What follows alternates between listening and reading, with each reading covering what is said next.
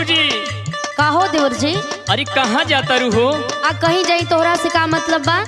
अरे हेतना जवन लगा के चला ताड़ू तोहरा लाज उज नहीं लागत का? अरे तू कैसन देवर बड़ा हो, कैसन बात करत हरा? काहे?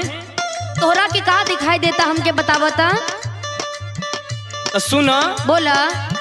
चलता रू अखिया में कजरा लगा के,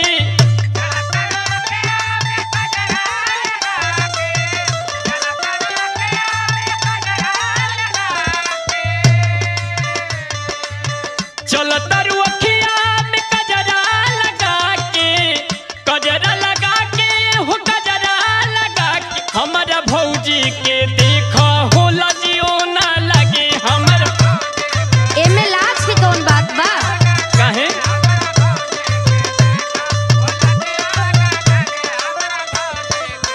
ए देवर जी, बोली। ई तू कौने जमाने में जियत बड़ा हो? काहे? ये आजकल के देखत हरा सबकर फैशन न हो गइल बा। मतलब सब करा नियर तोहरा करे के बा। ओहो, तनी बात के समझे के कोशिश करा। हमरा घर के ऐसा रीति रिवाज ना हो।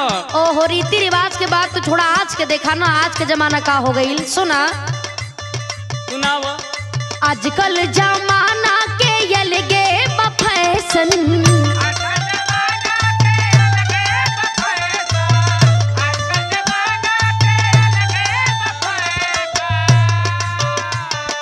आजकल जमाना के अलगे बा फैशन, अलगे बा फैशन हो, अलगे बा फैशन।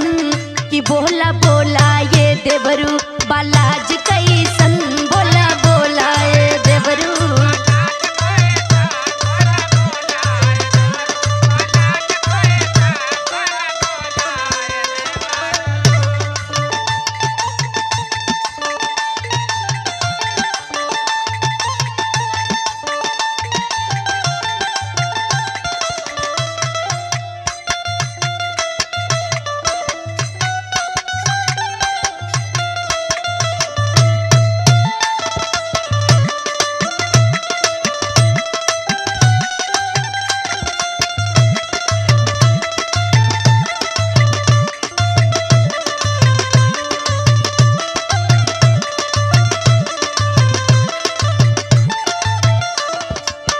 ए देवर जी, बोली।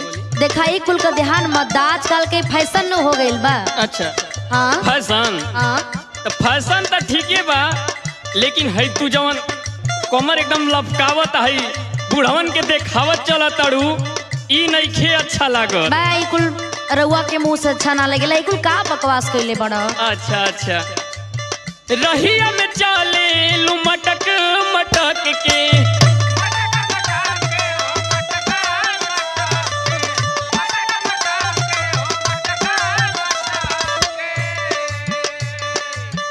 बूढ़वा जवन कन के देखेलू पलट के।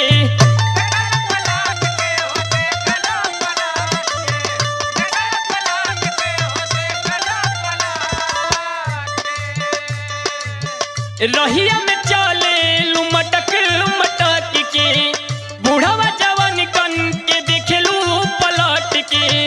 अच्छा, अखिया में चला तारू चश्मा लगा के,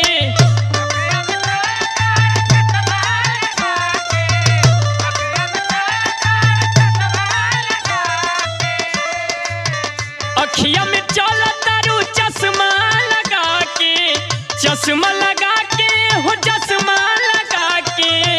कि हमारा भौजी के देखा हो लजियो ना लगे।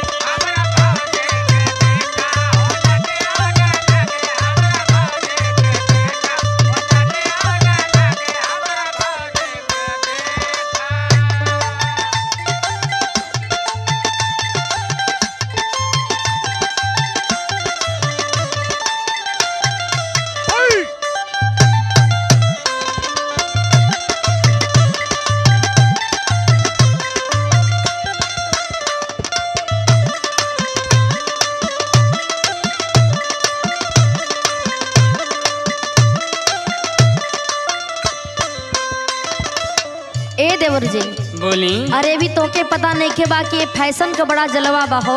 अच्छा आ हमारे एगो अलगे पहचान बा। सुना हमार बात। बोला। रवि कबिंदर न डालो नजरिया।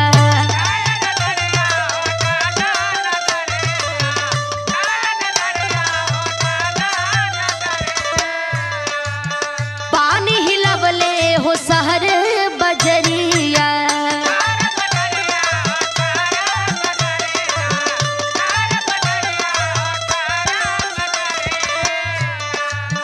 रवि कबिंदर न डालो नजरिया, बानी हिलवले हो शहर बजरिया। और सुना, मुहल के आइल हो बानर के जैसन।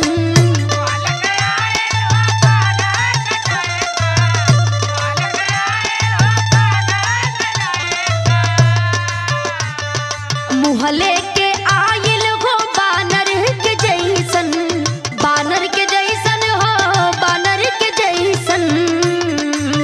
सुना, बोला बोला ये देवरू बलाज कैसन।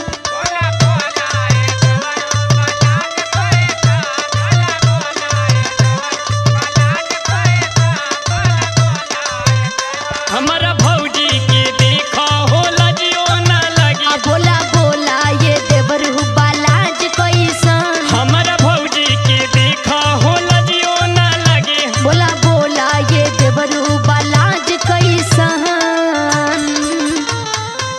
अरे देवर जी तो फैशन न बा।